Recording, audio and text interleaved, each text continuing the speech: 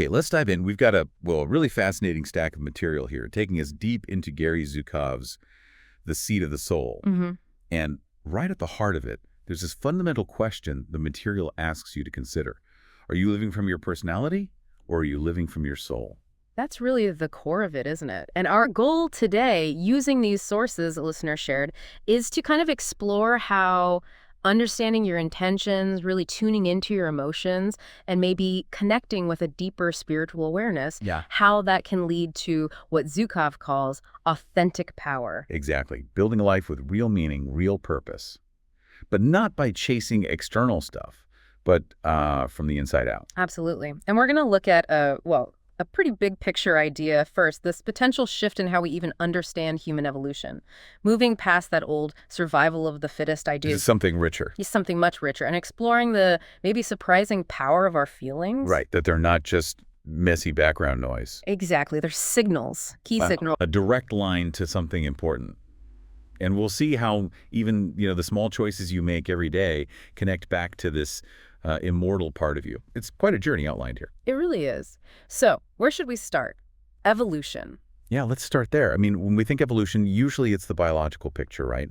Simple cells to complex creatures, survival, dominating the environment. The world through our five senses, what we see, hear, touch, all that. And this material argues that view, the five sensory perspective, while important historically, well, it's hit its limit. It's based on seeking power outside yourself. Which always relies on control and ultimately fear. Precisely. And you see the fallout everywhere, don't you? The constant competition, the conflict, violence, systems built for control. Think about it, simple quarrels all the way up to military power, economies concentrating wealth, even just money as a symbol of that external control. It makes relationships feel like battlegrounds sometimes. It does. It's all driven by fear, and the material is pretty clear that it ultimately leads to pain and destruction, a species sort of fighting itself. But here's the hopeful part, the shift. No. The material suggests we're actually evolving beyond just those five senses. The multisensory human. Yes, someone who can perceive reality beyond just the physical, tapping into non-physical reality. And it stresses it's not about being better than five sensory. It's more appropriate for where we are now or where we're going. Exactly, more appropriate now. And the whole point of developing this multisensory ability, it leads towards authentic power. Okay, authentic power. This sounds like a really crucial distinction they're making. It is, because unlike that external power, the kind you can lose or someone can take, authentic power comes from like the deepest core of your being. It's yours. It's inherent. Inherent. And here's the really fascinating claim. An authentically empowered person literally cannot make anyone else a victim. Wow. How does that work? It flows from aligning your inner world, your thoughts, your feelings, your actions with the highest part of yourself. And that brings genuine enthusiasm, purpose, meaning. So it flips the script. Power isn't about controlling others out of fear. Right. It's about mastering yourself from love, really, which means you don't need to control or harm. Okay, so what is that highest part of yourself? This brings us to that core difference. Personality versus soul. Exactly. Let's unpack that. So the personality, what is it in this view? Think of the personality as the you that showed up for this particular life. It's born into time, lives in time, dies in time. It's the vehicle, the spacesuit for navigating physical reality and learning your lessons here. And it's the part that feels those difficult emotions. That's key. The material says the personality is the only part that experiences fear-based emotions. Anger, jealousy, shame, regret, loneliness, all that stuff. And it's the part chasing external power. But wait, can't the personality be loving Yeah. or compassionate? Oh, absolutely. It expresses love and compassion, but the idea here is that those qualities actually originate from the soul. The personality is the instrument playing the soul's music, if you like. Okay. And sometimes that instrument can get fragmented, a splintered personality with parts fighting each other inside. Right, I can see that. So then the soul. The soul is the immortal you, existing completely outside of time. Its perspective is vast, immense. Everyone has a soul, but the typical five-sensory personality isn't really aware of it. How do you become aware? How does it communicate? Through intuition, mainly. Those gut feelings, hunches, subtle knowings. That's the soul's energy trying to get through. And when the personality starts to listen, to align with that energy, that's authentic empowerment starting to happen. And the soul's energy is? Described as the energy of universal love, wisdom, and compassion. the really good stuff. So personality is the temporary vehicle, soul is the eternal driver. Yeah, sort of, yeah. And the soul's journey is pretty profound. According to this view, the personality is actually formed from bits of the soul that need healing, plus bits the soul lends, like compassion, to help the process. So incarnation, being born, is like the soul deliberately shrinking itself down. Exactly. A massive reduction of its energy, a voluntary choice to enter fungal density specifically to heal and learn.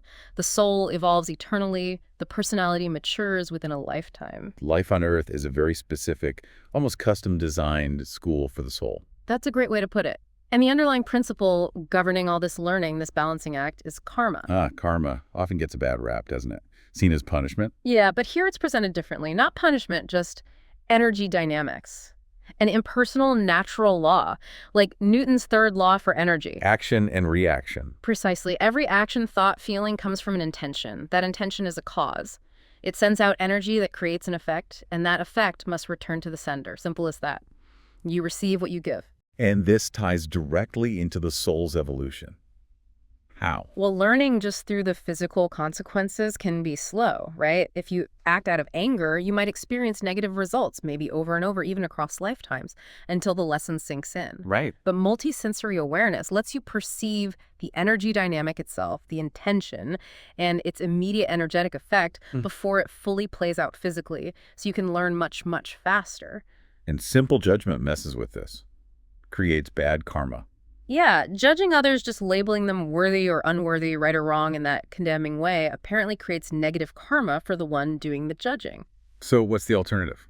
They call it non-judgmental justice. It's not about ignoring what happens, but seeing it without getting tangled in those fear-based judging emotions. It's recognizing the bigger karmic picture that energy is already balancing itself. That allows for understanding, even compassion. Gandhi and Christ are given as examples of this perspective. Okay, so intention is the cause. Karma is the balancing effect. Where do intentions come from? And how do emotions fit the picture? The intention is the blueprint, your desire plus your will.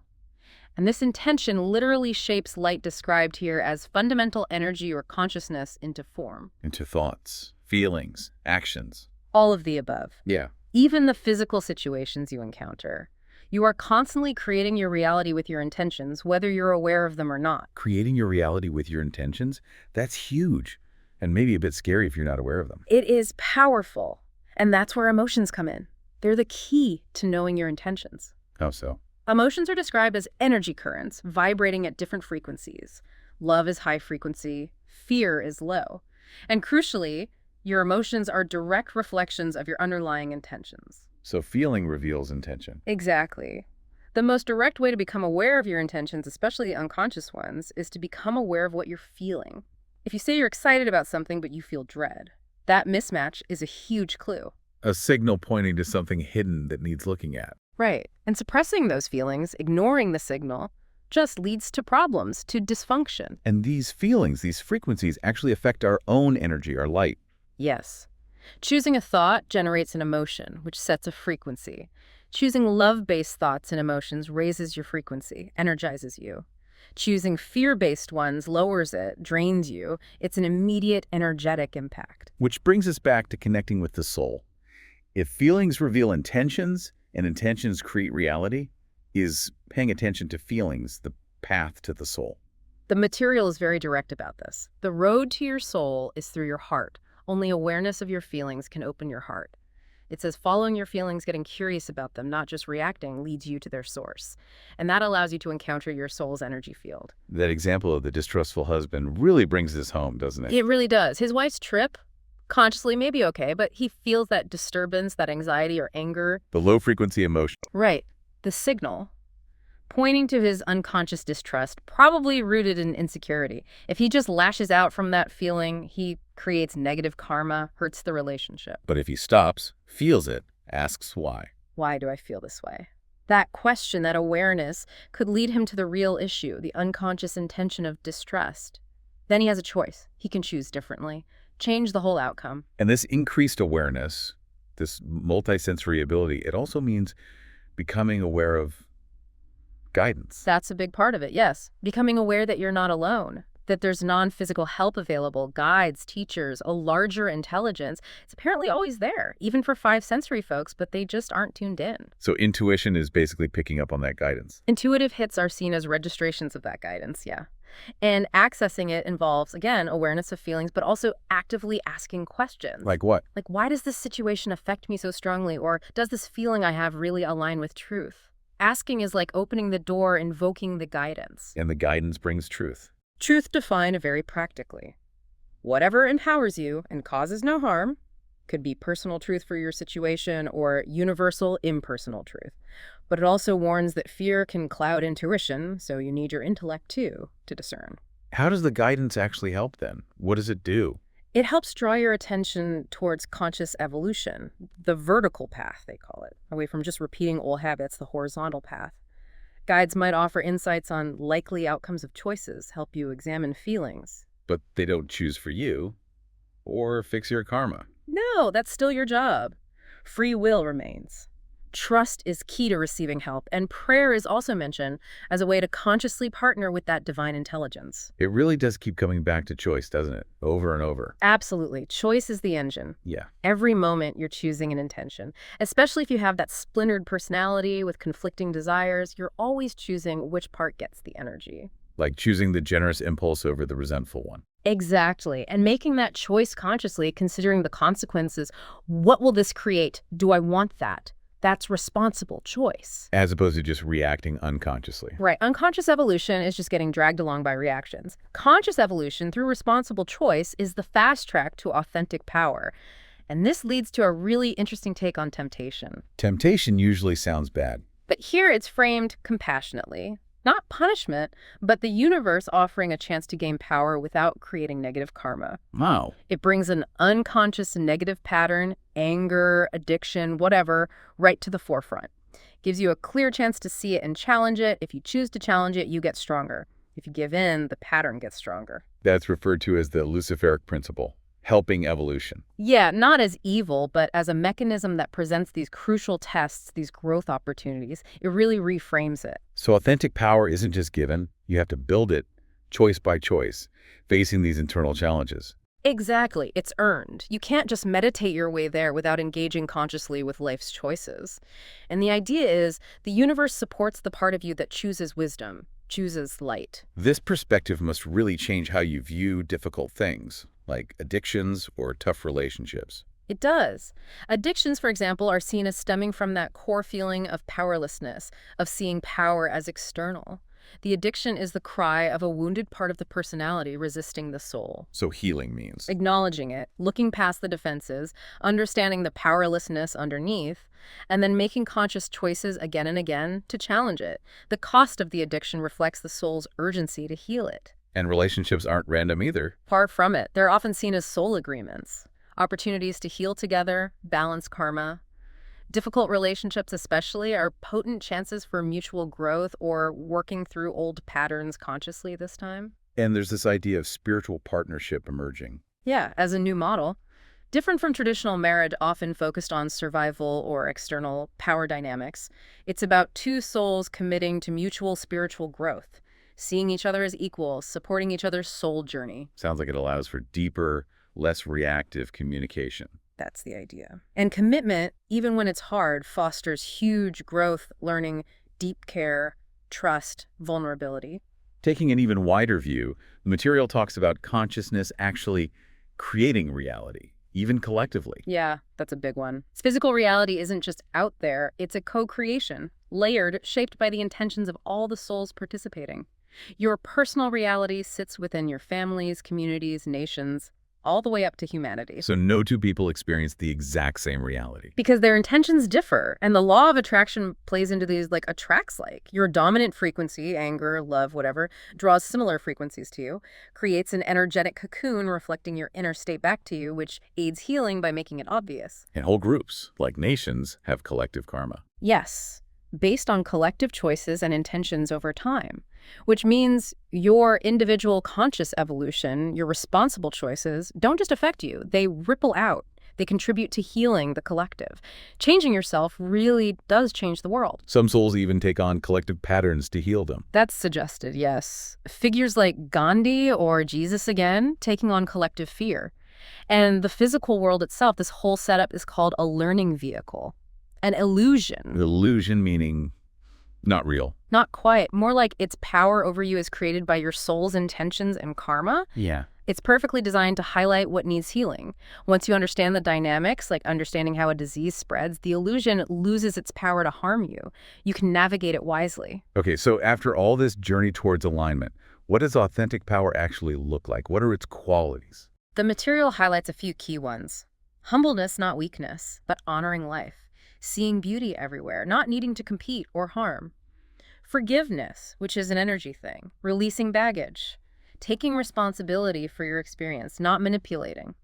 Clarity, seeing wisdom. Seeing past masks to the soul. Understanding dynamics. Seeing perfection even in challenges, which dissolves fear. And love. And love, the soul's fundamental energy. Nurturing, fulfilling, empowering, never dominating. These are described as the dynamics of true freedom. And it always comes back to choosing how you learn. Always. Wisdom or pain. Conscious choice, aligning with soul, higher frequencies. Or unconscious reaction, personality-driven, lower frequency suffering. Even choosing pain serves the soul's journey home, apparently. All roads lead there. But conscious choice makes the journey faster and better quality. Exactly. Changes the quality of the experience profoundly. The ultimate aim described is aligning personality and soul so fully. You're not just a soul in a body. But a body and a soul. Yes. Letting that huge, authentic soul energy flow freely and shape your reality directly. Wow. We've covered so much ground. From evolution, personality versus soul, karma, intention, emotion, guidance, choice, all the way to authentic power. It's a comprehensive framework. The core takeaway really seems to be your choices right now, driven by intention, revealed by emotion, they aren't trivial. They're shaping your reality, your evolution. Every moment is that chance to choose alignment. And this isn't just theory. It applies directly to your life listening now. Your struggles, your relationships, your potential. Absolutely.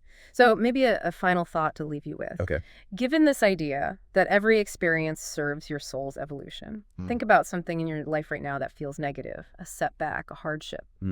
Could it be, from this perspective, a compassionate offering from the universe, a chance for profound, accelerated learning for your soul? How does seeing it through that lens maybe change how you feel about it or approach it? Something to ponder.